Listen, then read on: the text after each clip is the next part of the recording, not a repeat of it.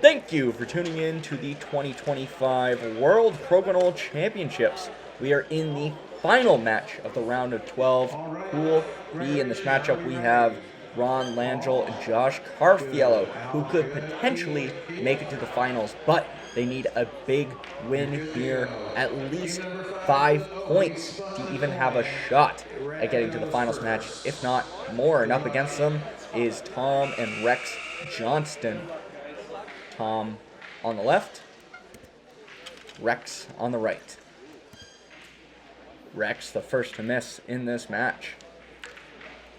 Now the Johnston family have done very well at the World Championships before.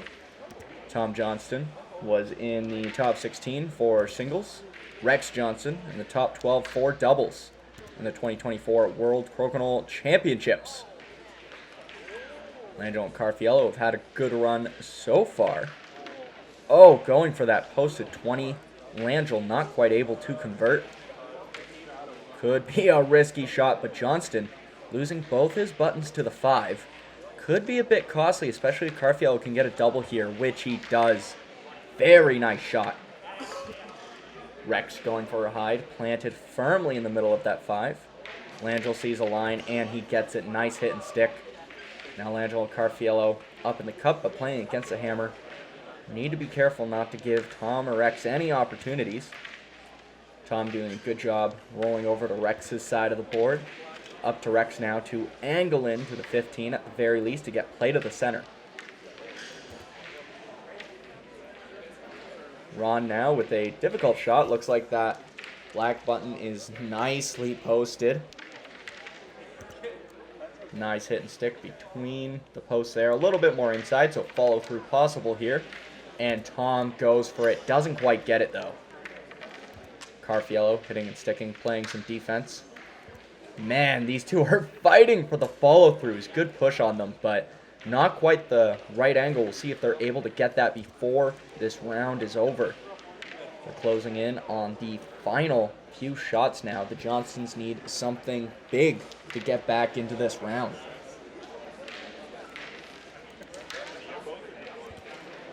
Again, not quite the right line. Carrafiello could go for the 20 here. It is close enough that it could be worth the risk. But again, down to the final game, they really want to be careful not to give up any points. So it looks like it'll be more of a defensive play. Tom showing Rex that they don't have any 20s. They need this. Oh! Rex with the beautiful 20. It comes down to the final 2 shots. Langill going long! And just like that, all Tom needs is a takeout to take the first 2 points of this round. And they do it. What a buzzer beater in the final few shots, taking the round back with that right there. Nice shot from Rex. The Johnstons go up 2-0 in this match. Now again, Langill Carrafiello currently at 19 points. The Slaters at 24. Going into Game 5, the final game of this round robin before the finals.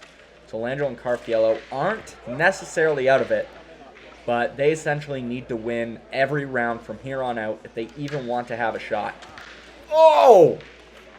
Oh, but it's going to be tough with Tom making shots like that. Carrafiello balances out the cup. Rex follows suit, and we are right into a 20s race. Man, oh man. This is intense.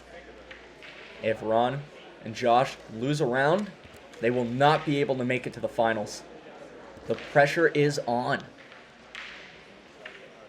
Now, maybe on the upside for these players, they don't know how close it is at this point in time. So they don't have that pressure of knowing they absolutely can't lose, but there's usually the presumed knowledge that you can't afford to lose points, especially at this late stage in the game. Nice 20 from Ron, capitalizing after a mistake from Rex. We are right back to the 20s race. Advantage to Langill and Carrafiello. Rex now finding his range. 7-7 in the cup. Oh! Langill comes up short.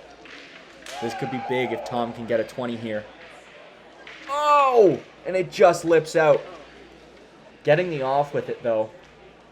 Carrafiello going for a 20. Doesn't get it.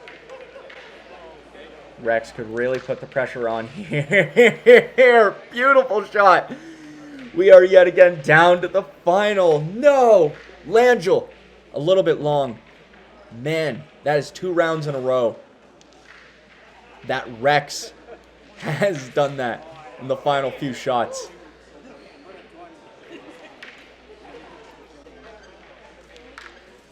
Oh, and just like that, the Johnstons get another 2 points. And that officially means that Langill and Carrafiello will not be moving on to the finals. Man, with some beautiful shots and tough competition here. Still, definitely worth going for those points. Langill and Carrafiello still in the running to make it to the 3rd place match. But they do need to get some points here. Because, yeah, to assume that Osborne and Van Gameren aren't going to get points in their round, that's a tough bet to make. Carrafiello, loses everything. And Rex makes it hurt. Now tied in the 20s cup. 8 shots each for the teams remaining. Not halfway through this round yet. And back into a 20s race.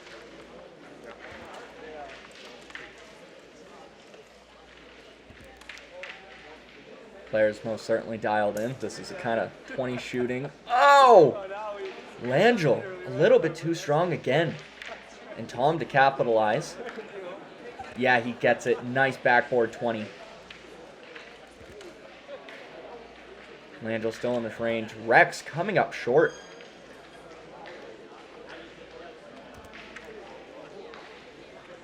Langill with the off.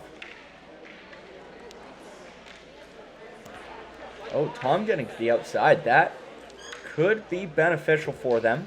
Yeah, they are working with the hammer. So this is exactly where they want them. Rex to punch that through. Came in a little bit more than he wanted probably. But not an easy 20 opportunity here for Langill. Could be driving himself into a post. Oh, goes for the touch 20. Doesn't quite get it. Tom taking his time here. And I do apologize before this. I didn't take the time to see where the Johnstons were at in the standings. I know they aren't in the running to make it to the finals. But still, most certainly worth getting the most points you can to get as high up in the standings as you possibly can. And we've seen these two be very successful in the world elimination matches before. Or the round robins at the very least. That does it. The Johnstons take yet another 2 points. Going up 6-0 now. Langill and Carrafiello need to take these last 2 points. Yeah, that'll put the pressure on a little bit for Osborne and Van Gameren.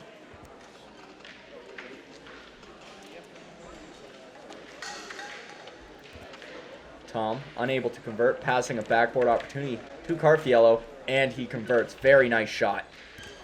Rex going long, another backboard for Langill. Oh! Doesn't get it, just a little bit too strong. Tom with a takeout. Carrafiello taking his time here. Gets a 20. Very nice. Rex going long again. Langill and Carrafiello with the hammer up 2 20s.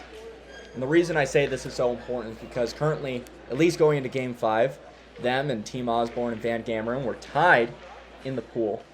So if they want a shot at least to make it to the consolation match, just getting a few extra points. Oh, nice shot, Johnston. Gonna have to correct that at some point. Langill and Carrafiello only up 120 currently. Should be 4-3 on the scoreboard. Still with a 20 advantage though, but yeah, Osborne and Van Gameren just need to put a little bit of pressure on them. Even those 2 points could be what it takes to make it to the constellations. Oh, Tom losing his shooter. And there we go. Now up 2 20s in the cup. 5-3. Pressure really on the Johnstons to bring this round back with their final 2 shots. And Langill makes that impossible. Near impossible.